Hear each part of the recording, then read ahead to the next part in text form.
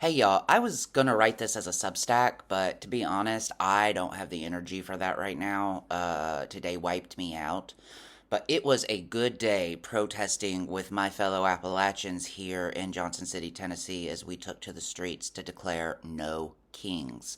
And I just want to talk a little bit about why I decided to go, because if you are friends with me, you know that I was very on the fence about attending, and what I gleaned from this experience, which was really, really uplifting and joyful and just fed my spirit in ways I did not anticipate.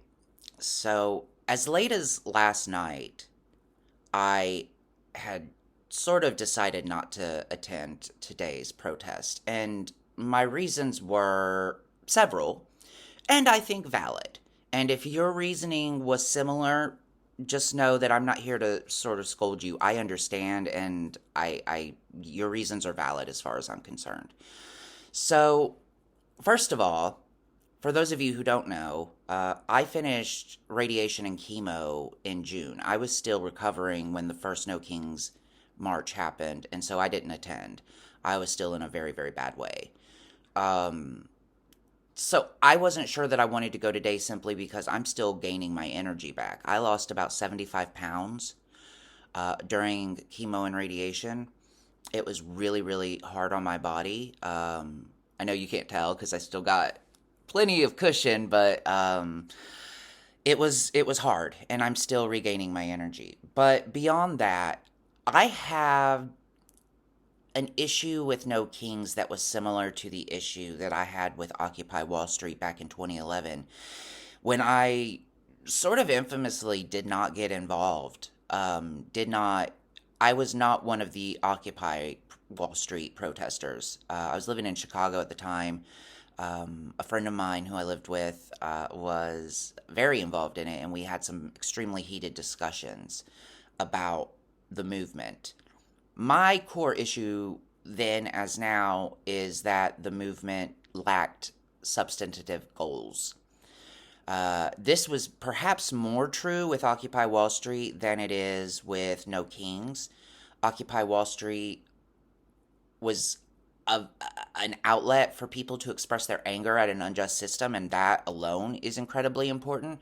But they weren't really articulating any policy positions. They were trying to foment revolution, but in 2011, socialist was still a dirty word. Like it arguably it jump started the process that led us to Bernie Sanders in 2016, and that led to more class consciousness among people, including myself. In 2011, I was still very much identifying with this sort of corporatist democratic establishment, right?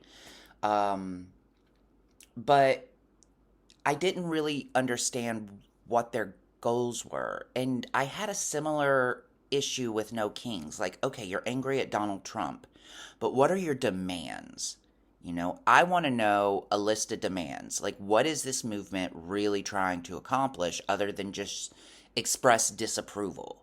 Because I express disapproval all day, every day. That's my job as an opinion journalist, is to talk about the ways in which I think the world could be better. And so I do that constantly. And so I wanted to know what No Kings was doing. But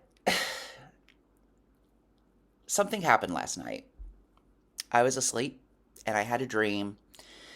And it was just a dream. I'm not going to sit here and claim a paranormal experience or anything. You can read into it what you will. I have my own opinions, but you can't prove something like that. So, and ultimately, I don't think it matters whether it was my subconscious, whether it was actually the spirit of Fannie Lou Hamer. But the spirit of Fannie Lou Hamer was in my dream. And she was just giving me, she didn't say anything. She just gave me the sternest look. And when I tell you, if looks could kill, I would not have woken up. Or I would have woken up dead. um, for those of you who don't know, Fannie Lou Hamer is an activist, was an activist. She sadly passed away in the 1970s with the civil rights movement. she was a poor, uneducated woman sharecropper from Sunflower County, Mississippi, if I've got my facts right on that. If not, fact check me in the comments.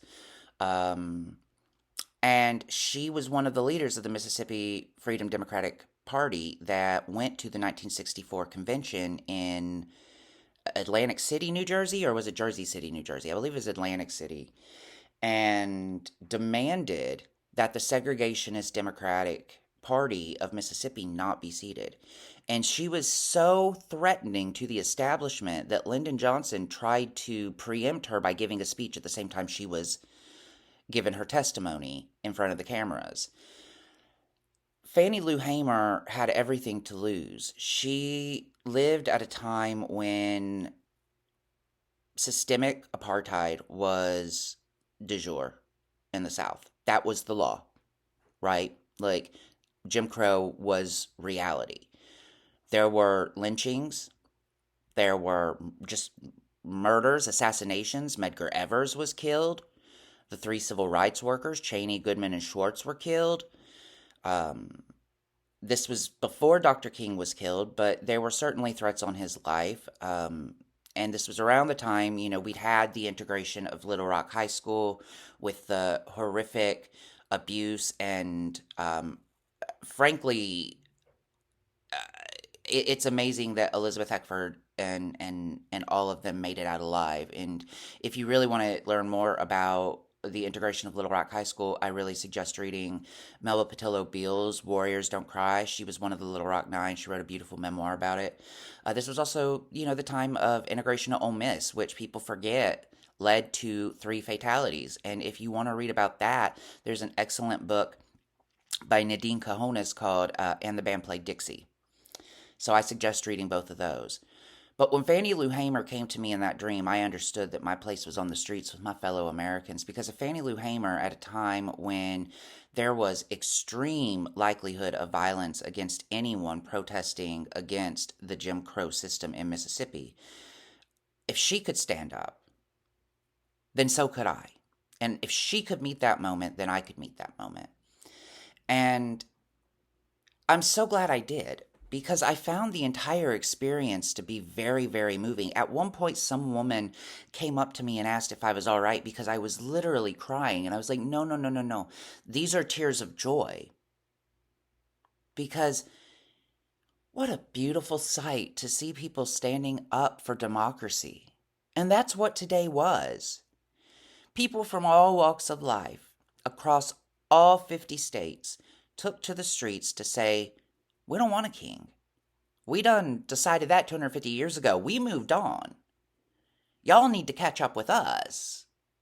And to remind Donald Trump that this is not his country. This is our country. All of us. All 350 million of us. Now that includes Democrats, but it also includes the MAGA folk.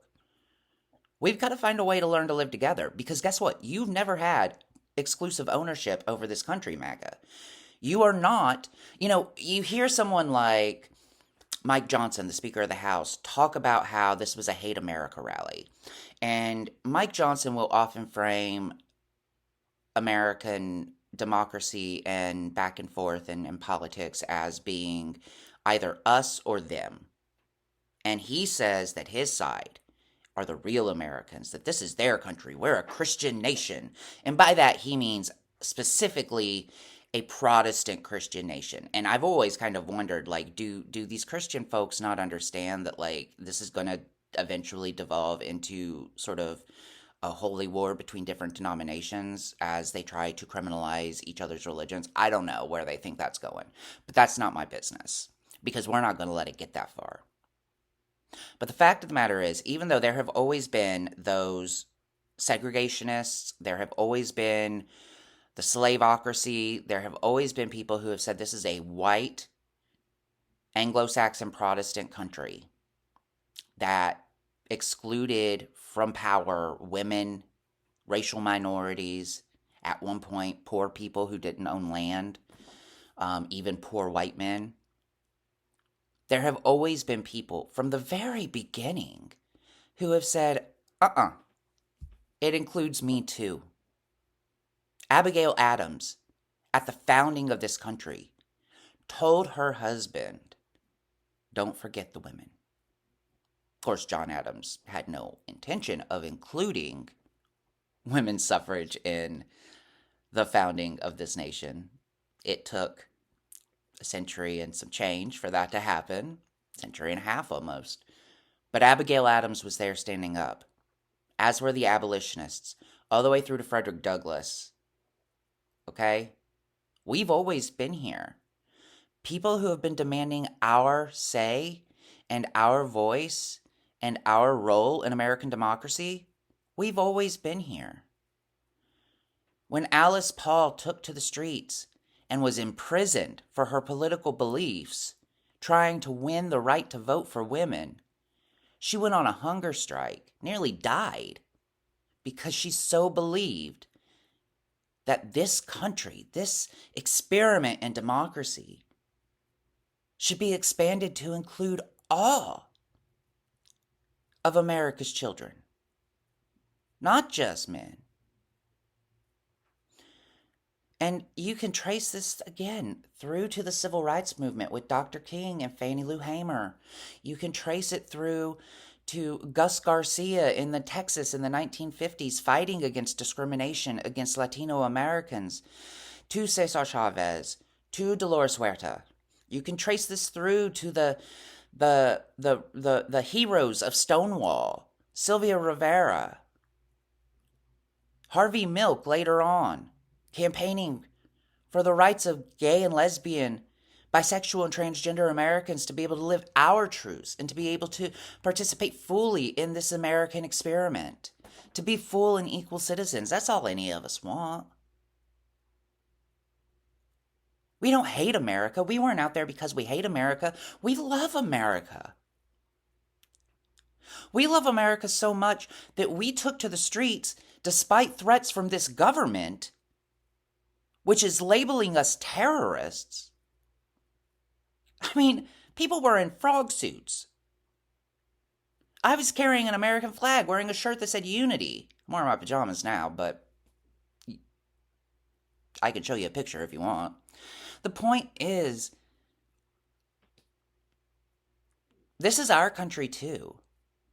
The framing of what it is to be patriotic in America, and people talk about how, the Confederacy is sacrosanct and taking down Confederate statues is erasing our history. Well, you know what? Erasing the name of Harvey Milk off of a ship is erasing our history too. Because the history of Harvey Milk is every bit as much a part of American history as the history of any Confederate general, whether you like to admit it or not. I am a 39-year-old gay Appalachian. My ancestors have been in these mountains for over 200 years. I ain't going anywhere. This is my home. You may be able to deport quote-unquote illegals. What you gonna do with me? I ask. What are you gonna do with me?